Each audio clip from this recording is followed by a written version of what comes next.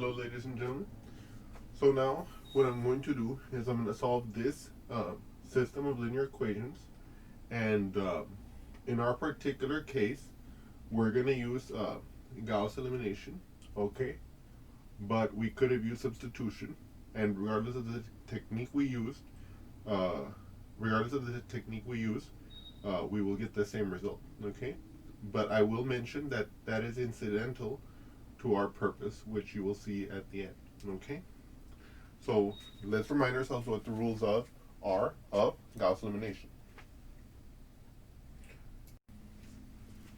So here we have our rules for Gauss elimination, okay? You can transform a linear system into an equivalent one by interchanging any two of the equations, by replacing any of the equations of the system with the sum of any two other equations of the system, and replacing any of the equations of the system by a non-zero constant multiple, okay? And of course we saw when we were doing the Gauss elimination that of course we wouldn't multiply the equations of the system by a constant at random, and we wouldn't add the equations of a system of a constant, we wouldn't add the equations of a system at random either. We would do these processes with the explicit goal of when we would add the two equations, some variable, some terms related to a particular value would disappear, allowing us thereby to eliminate that variable and to solve for the other variable in the case of a two variable system like this, and of course like for a three variable system we would have to eliminate one and then we would have to eliminate another, but we're not going to worry about those details right now. We're in a two variable system, so let's begin. Okay. So one of the things I want you to realize about this is that, let's say that I want to eliminate let me see here. Let's say I want to eliminate the y here. It'll make it easy for us.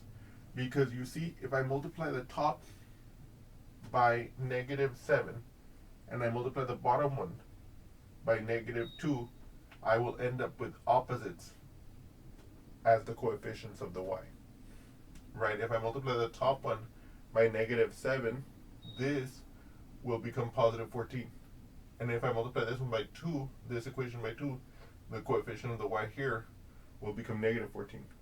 So in a proximate step, I could add these two equations to replace the second equation, and I'll end up with a 0 as the coefficient of the y. Or in other words, I will have eliminated y, which will enable me to solve for x. So let's do that together. Okay. So here, let me see here. I'm going to multiply the top equation by -7. So -7 times my row 1 will equal my new row 1, and my 2 times my row 2 will equal my new row 2. By the way, I want you guys to also get into the habit of notating your work, your transformation of a system to an equivalent system, as I do, because of course, that way when you're looking at it later, you can see exactly what you're doing. If you make a mistake along the way, you can go step by step to analyze to see if you did all the calculations correctly. Or when you're studying weeks later, you can be like, oh yes, I see exactly what I was doing. I was learning. Yay. Okay. Let me see. Am I out of the picture here? Let me see. Okay, maybe I might have to draw this a little more this way. So let's say this is my bracket here. I'm going to multiply the top one by -7. -7 times 6 is -42x. -7 times -2, that's +14y, equals -7 times -8, that's +56. Okay. Remember, a negative times a negative is a positive, and a positive times a positive is a positive. A negative times a negative is a positive. Wait, let me restate that one more time. Oh my god. A positive times a positive is a positive. A negative times a negative is a positive. A positive times a negative is a negative. And a negative times a positive is a negative. Okay? Okay. Now here, look at this rule for the second equation. 2 times 21, that's going to be positive 42 x. 2 times negative 7y, negative 14y. 2 times 28, that's positive 56. Now, our goal is to replace so my R2 plus my R1 will be used to replace my R2, okay? So remember that the rules say I can interchange any two of the equations, okay? In this case, that wasn't needed. I can replace any equation with the sum of any two equations in the system. So specifically here, I'm going to replace the row 2 in the system I'm about to state here with the sum of row 1 and row 2 here, okay? And of course, the rule we use to go from this system to this system is replacing any of the equations of the system by a non-zero constant multiple, okay? So now let's look at this together here, okay? From this statement, I know I'm not doing anything with the first one. So I'm just going to copy it down. Negative 42x plus 14y equals 56. And then what happens if I add these two? This, negative 42x plus 42x, gone. Boop. 14y plus negative 14y, boop, gone. So I get 0 equals, what's 56 plus 56? 112. And you see how here, this looks very interesting, right? Why does it look interesting? Because we know that 0 doesn't equal 112. So when in the course of human events, no, I'm just kidding. That was like a quote from the Declaration of Independence, right? When in the course of human events, okay.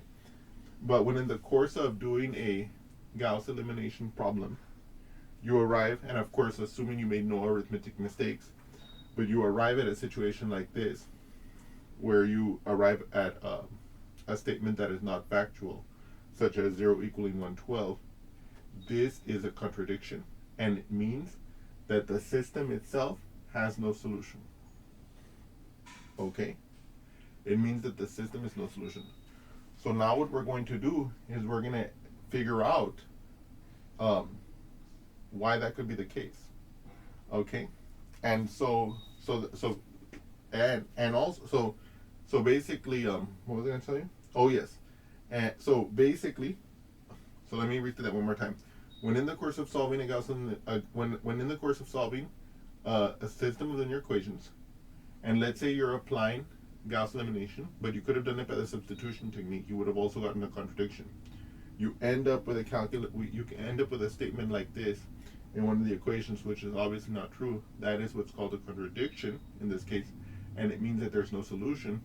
And before we move on to our discussion, trying to investigate why this could be, I want to remind you of what it would mean if we did have a solution. Remember, the solution of a system of equations is a point a point or points, right? A point or points which makes both equations true at the same time, simultaneously. Okay? And so what we're saying here is that because we got a contradiction in the Gauss elimination, we're saying that it has no solution, okay? And so that kind of means somehow that there is no point which makes both equations true simultaneously, okay? So now we're going to investigate that, okay? Let's do that together.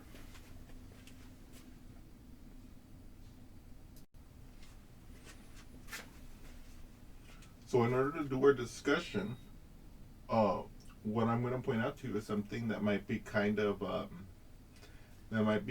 like obscured by the way that we were introduced to this problem. So when we first looked at this problem, when I first presented this problem to you, we're looking at it as a system of equations. So occasionally you might forget that this is actually, if I look at this top equation individually, it's the equation of a line, and likewise if I look at this equation individually, it's also the equation of a line. And we remember that we learned how to graph lines. So now what we're going to do is we're going to try to see if that gives us any insight as to what's happening here. Okay? So what I'm going to do here is I'm going to rewrite this line in slope-intercept form so that we can easily graph it. Okay? Likewise, I'm going to write this one in slope-intercept form so that we can graph it. Okay? We could graph it like this, but I want to, it'll be easier if we graph it with slope-intercept form. Okay? So remember, what is slope-intercept form? Slope-intercept form is when we write the line equation like this. I'm going to put this here on the bottom. Okay? Y equals mx plus b. Okay, if I can make the equation in this form, it'll make our graphing very easy because we'll easily get the y-intercept, the b, so that we can know what point on the y-intercept to plot. And it'll tell us the slope, the m, the coefficient of the x term, because that'll tell us from that point on the y-intercept, in our case, or alternatively, from any point on the line, it'll tell us how to get to another point on the line. Okay? So, but from looking at the form of the slope-intercept form, y equals mx plus b, the name of the game here to transform this into slope-intercept form will be to isolate our y. Okay? So what I'm going to do in this case is I'm going to add 2y to the left, I'm going to add 2y to the right, I'm going to add 8 to the right, and I'm going to add 8 to the left. Okay? This is gone. On the left hand side, I'm left with 6x plus 8, right? And on the right hand side, this negative 8 and that positive 8 cancel, and I'm left with 2y.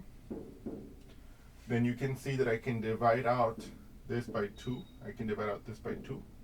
And I'm left with y equals 6 divided by 2 is 3. X plus 8 divided by 2 is 4. Aha. Y equals 3x plus 4.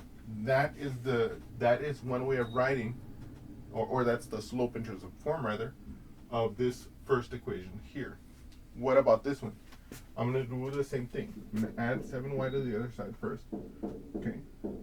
I'm going to subtract 28 from both sides. Let's say like this, right? On this is gone, this is gone. On the left hand side, I have 21x minus 28. Okay? And then I have my equal sign, and then I have 7y. I now want to get the y by itself for the same reason, of course, right? And I want to see, aha, if I divide this by 7, and if I divide this by 7, what do I get? Well, on this right hand side, 7y divided by 7 is just y. 21 divided by 7 is 3. So I have 3x, and then 28 divided by 7 is 4, so it'll be negative 4. Okay? Or in other words, y equals to 3x minus 4. Okay? These are the slope-intercept form of the two lines that constitute our system. Okay? So now I'm going to save these and we're going to graph them together. Okay? So now what we've done is we know that this system, the equations can be rewritten like this. Okay? And here they're in slope-intercept form. Okay? So now I'm going to graph this, okay? But one of the things I have to remember when I'm graphing is, first of all, or one of the things that you may have noticed whenever I've done graphing problems is that I always kind of try to figure out how much of the graph paper I need to draw so as to best represent the graph, right? In this case, look, remember, the y equals mx plus b, the slope-intercept form, tells us what y coordinate the line is going to cross, right? Because of the y-intercept, the b, right? Y equals mx plus b, the b is our y-intercept. So, aha, this first equation here is going to cross at 3. Okay, this second equation is going to cross at negative 4. Now, what does the slope tell us? Here, the slope tells us to go from any point on the graph, how we get to another point on the graph. In this case, it's telling us we're going to go 3 up and 1 to the right. So that means if I want to graph this line and I want to use the y-intercept and the slope, then that means I have to graph it so that I have the y-intercept 4, but then so I also have 7. So I can go 3 up and 1 to the right. Okay? And then from here, as long as I have the -4 and I can go 3 up to -1, I'm fine. So that enables me to graph like this. Okay? Now I'm saying minimum conditions, right? I want to go maybe a couple above 7 as well to give it some space. But I know that you guys see my point. Okay, so then my x. So 1, 2, 3, 4, 5, 6, 7, 8. Okay? 1, 2, 3, 4, 5, 6, 7. 1, 2, 3, 4. Okay? So I'm going to plot this one first. 3x plus 4. So first, my y-intercept is 4. So 1, 2, 3, 4. That's right here. And then the slope is 3. So that's the same as 3 over 1. So it's 1, 2, 3 up and 1 to the right. Like this, right? Okay, yes. So now I will draw the line through these points.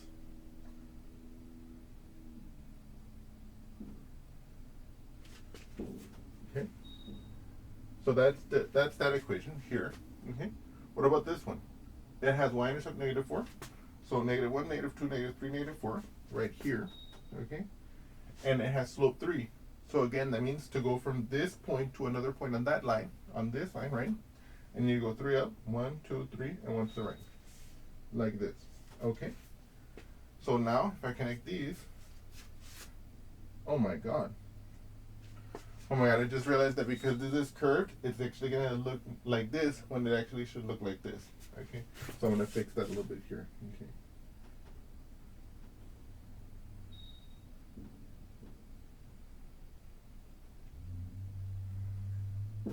Much better. See, I just straightened it out. Obviously, I'm graphing it by hand, so, it's not going to be perfect and all. But what do we observe from this? Well, from first appearances, these appear to be parallel lines. And of course, some of you may have already realized that they're parallel lines. Why? Because they have the same slope, right? So they have the same slope, so they must be parallel, even if my graph is only mediocre. Well, actually, I'm going to scratch that from your minds now. Now I want you guys to accept that this is the most perfect graph of 2 parallel lines you've ever seen. No, I'm just kidding. But anyway, getting back to seriousness. Look at what we're observing here. Whether analytically looking at the equations and observing that they both have the same slope and have different y-intercepts, and concluding therefore that they're parallel, or whether concluding that and also looking at our graph to see, aha, look, they're parallel, right? They have the same slope. They're crossing a different y-intercept. Therefore, we know that they're never going to touch. And now it makes sense why this system has no solution, as we surmised from the Gaussian elimination. We see now here clearly why there's no solution. The two lines are parallel. The two lines are parallel. That means they will never touch. That means they will never have a point in common, right? And so from here, we can see the geometric link, in this case, between the two-dimensional linear systems and the geometry. A linear system, which consists of two equations that are parallel, will never have a solution, okay? And so if you end up solving a system and you see that it has no solution, then you can see that it consists of two lines that are parallel. Okay? Anyway, so I hope you've enjoyed this example, and I look forward to seeing you again soon. Thank you so much.